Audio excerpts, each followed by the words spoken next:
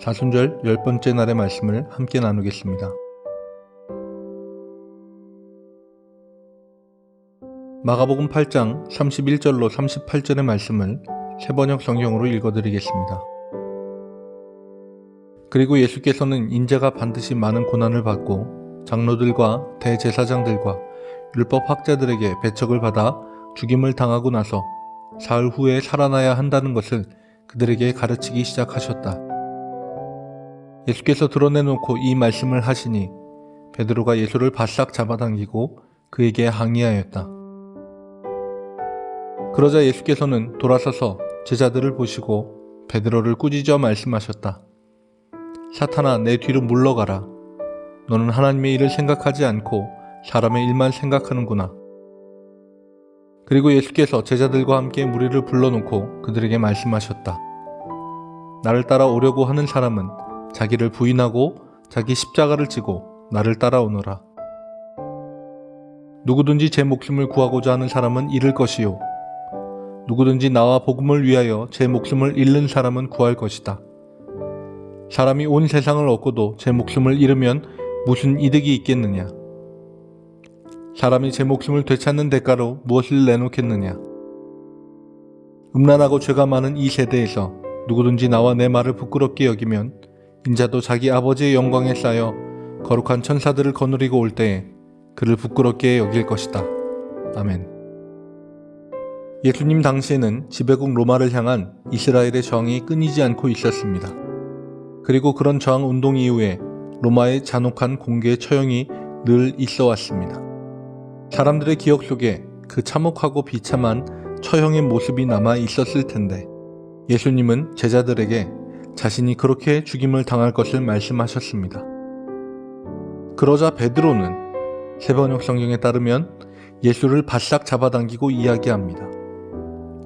상상해보건대 거의 멱살을 잡아당기듯 하지 않았을까 싶습니다.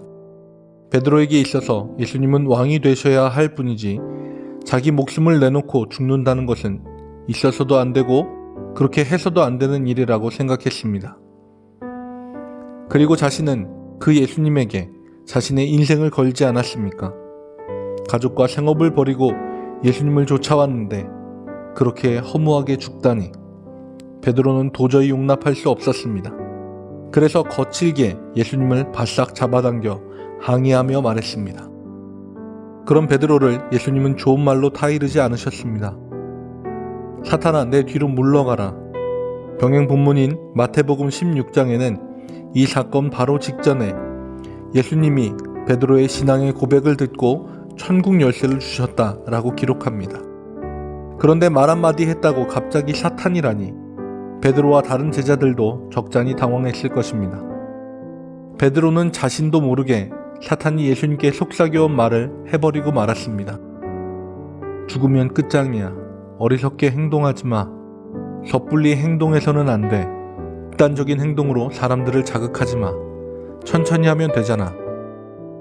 사탄은 예수님을 달래서 십자가에서 멀어지게 만들면 예수님은 천천히 늙어가며 훌륭한 말씀과 예수님에게 나음을 받은 환자들이 예수님의 업적으로 남을 것입니다. 하지만 세상은 구원받지 못한 채 그대로 남아있게 될 것입니다.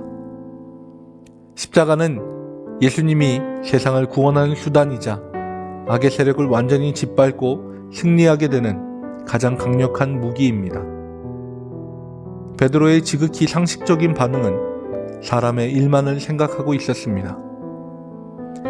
38절 말씀으로 예수님은 명확하게 이야기하십니다.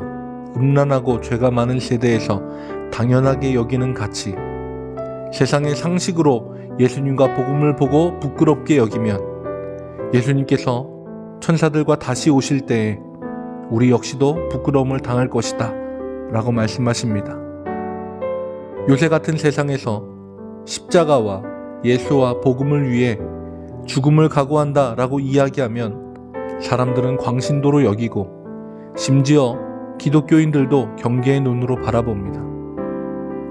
물론 광신의 위험성은 늘 있습니다. 하지만 스스로 최선을 다하는 열심도 있는 법입니다. 십자가와 복음을 알면서도 부끄러워하는 모습이 스스로 최선을 다해서 열심을 내어 복음의 길을 따라가는 모습보다 훨씬 더 위험한 믿음입니다. 오늘도 하나님의 일을 생각하고 복음 앞에 자랑스러운 성도로 살아가시길 축복합니다. 기도하겠습니다. 오늘도 십자가를 향하여 묵묵히 걸어가신 주님을 묵상합니다. 넓고 편한 길, 성공과 평안이 보장되어 있는 길이 아닌 주님이 먼저 걸으신 고난의 길, 십자가의 길을 따라가게 하옵소서. 다시 복음 앞에 자랑하며 당당한 성도의 삶을 살게 하여 주옵소서. 예수님의 이름으로 기도합니다. 아멘.